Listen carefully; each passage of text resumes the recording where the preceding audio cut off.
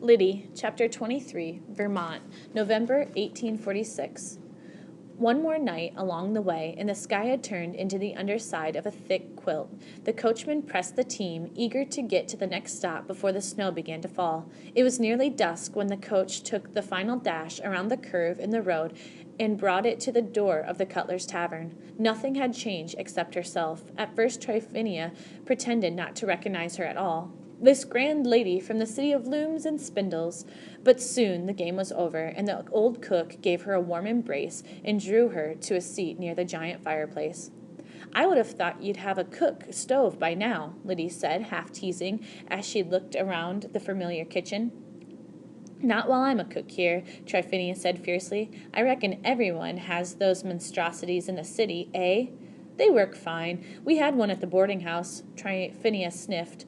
"They'll do, maybe, for those who ain't real cooks." She handed Lyddie a cup of her boiled coffee, thick with cream and maple sugar. "So you're here for a visit, or you're for a visit home, eh?" Lyddie was brought back with a pang to her present state. "I left the factory," she said, "for good." "So it's back to the farm, is it?" "My uncle sold it." "But what of your poor mother and the little ones?" "Mamma died," Lyddie said.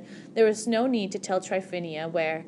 And baby Agnes was as well. "Oh, dear," Tryphenia said softly. "So Charlie took Rachel to live with him at the mill.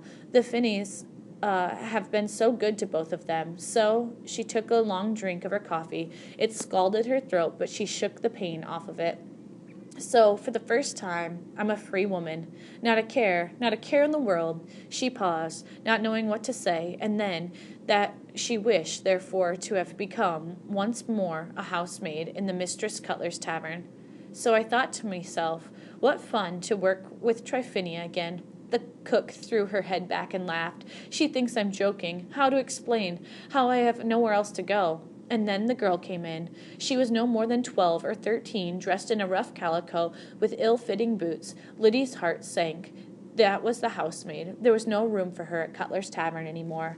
As it was, she spent the night in one of the guest rooms, paying full price, although Miss Cutler pretended for a moment that she couldn't possibly take payment from an old and valued employee. Lyddie lay awake, wondering at the silence out the window, the only light, the clouded, veiled moon. How could you sleep in such a quiet place, with no rhythm and clatter from the street, nothing at all to distract your head from wondering what on earth you could do, where you could go in the world that had no place for you, no need for you at all? "Then you're off to see the children today?" said Tryphenia as she fed her breakfast in the great kitchen table.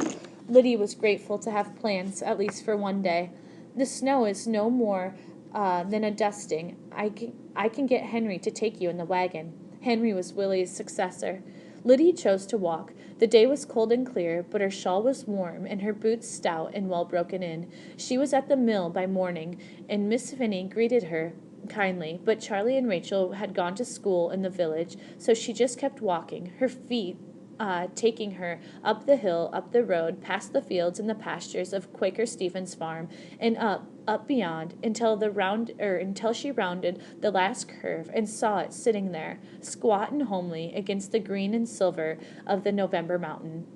A tracery of snow lay on the fields and the yard, but it was not true winter yet. In a week or so everything would be sleeping under a thick comforter, but for now the cabin stood out in all of its sturdy, homemade ugliness, just like me, she thought, and blinked back tears. It was good to be home. There was no wood piled against the door. Someone had stacked it neatly against the woodshed. The door itself had been repaired and fit snugly now into its frame. She raised her father's wooden latch and pushed it open. Even at the brightest midday, it was never really light inside the cabin. On November afternoon, it was truly dark. She found a flint box, no sulphur matches there, and lit it neatly laid tinder logs. It was though someone had prepared for her coming. She pulled her mother's rocker close and stared into the flames. Nothing smelled so good or danced so well as the birch fire. It was so full of cheer, so welcoming. Lyddie stretched her toes out towards the warmth of it and sighed, nearly content. She could almost forget everything. She was home, and where she longed to be. Perhaps she could just stay the night here. No one would care. How could they deny her just one night before she left it forever? Lyddie? She jumped up. It was the shape of a man bent over low so to clear the doorway. He stepped into the cabin and straightened tall. Lyddie, he said again, and she knew him for Luke Stevens. She was more angry at the interruption than ashamed to be caught. Lyddie, he said for the third time, is it thee? He took off his broad Quaker hat and held it over his stomach, squinting a little to see her through the darkness. I mean no harm, she said. I just came by to say goodbye. It sounded silly as she said it then, coming to say goodbye to a cabin. Mother thought she saw thee pass. She sent me to fetch thee for supper and to stay the night, if thee will. She wished she could ask him just to let her stay here for one night, but there was no food, and she had no right to use up Stevenson's kindling. She would not be a burden to them more than she could help. I'll just be going back. Please, he said, stay here with us. The dark comes so quick this time of year. Her pride fought with her empty belly, but the truth was it had been hours since Tryphenia's breakfast, and the walk back would be long and dark and cold. I have no wish to impose. Thee must not think so, he said quickly. It would be a pleasure, our mother, to have another woman in the house, he said shyly. She often complains that none of us boys can find a woman who will have us.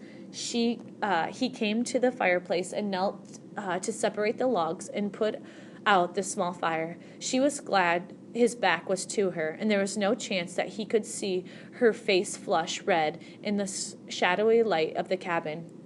About your letter, she began. He shook his head without turning to her. It was a foolish hope, he said quietly. I pray thee forgive me. They walked side by side down the road, the sun blazing pumpkin as it fell rapidly behind the western mountain. Luke's long legs purposefully shortened their stride so that she would not have to skip to keep up with him. For a long time neither spoke, but as the sun disappeared, the dusk began to gather about them. He set his gaze far down the road ahead and asked softly, Then, if thee will not stay, where will thee go? I'm off, she said, and knew as she spoke what it was she was off to stare down the bear that she had thought all of these years was outside herself, but now truly knew that it was her own narrow spirit. She would stare down all the bears. She stopped in the middle of the road, her whole body alight with the thrill of it. I'm off, she said, to Ohio. There's a college there that will take women just like a man. The plan grew as she spoke. First, I must go tomorrow to say goodbye to Charlie and little Rachel, and then I'll keep the coach to Concord from there. She took a deep breath. The train. I'll go out west, or go the rest of the way by train. He watched her face as though trying to read her thoughts, but gave an attempt. Thee is indeed a wonder, Lyddie Worthen, he said. She looked up into his earnest face as he leaned to speak to her, and saw his bent shoulders, the shade of an old man in a funny broad Quaker hat, the gentle old man that he would some day become, and that she would love. Tarnation, Lyddie Worthen, ain't you learned something? Don't you know better than to tie yourself to some other living soul? You'd only be asking for trouble and grief. Might as well just throw open the cabin door full wide, and invite that black bear right back onto earth.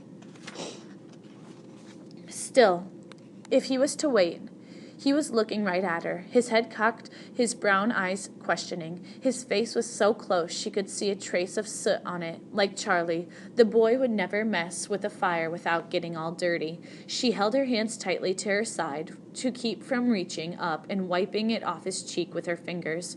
Will you wait, Luke Stevens? It'll be years before I come back to these mountains again. I won't come back weak and beaten down because I have nowhere else to go. No, I will not be a slave, even to myself. Do I frighten thee? He asked gently. Eh? Thee was staring at me, something fierce. She began to giggle, as she used to when she and Charlie were young. His solemn face crinkled into lines of puzzlement, and then, still not understanding, he crumpled into laughter, as though glad to be infected with her merriment. He took off his broadened hat and ran his hand through his rusty hair. I will miss thee, he said.